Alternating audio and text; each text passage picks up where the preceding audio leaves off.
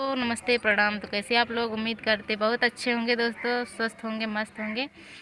तो दोस्तों आप लोग देख सकते हैं कि हमारे साथ कौन है। ये हैं सरिता राज। सरिता राज और आगे क्या है? 8173। तो इनके चैनल का नाम है। तो आप लोग दोस्तों बहुत ज़्यादा से ज़्यादा इन्हें सपोर्ट करें और चैनल को सब्सक्राइब करें, वीडियो को लाइक करें। दोस्तों बहुत दूर से आई हुई हैं और ये दीदी हमको बोल रही थी कि अपने चैनल पे मुझे भी डाल के दिखाओ ताकि हमें लोग पहचाने। तो आप लोग देखिए, और हमारे चैनल का नाम है शिवानी निषाद 94।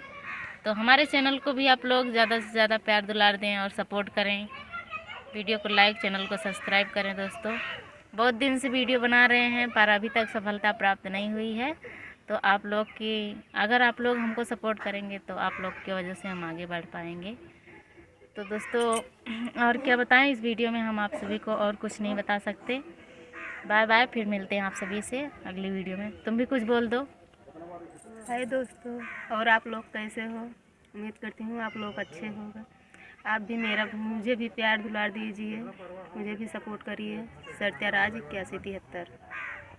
तो सुनो दोस्तों, आप लोग इनको भी सपोर्ट करें, प्यार दुलार दें। Bye bye.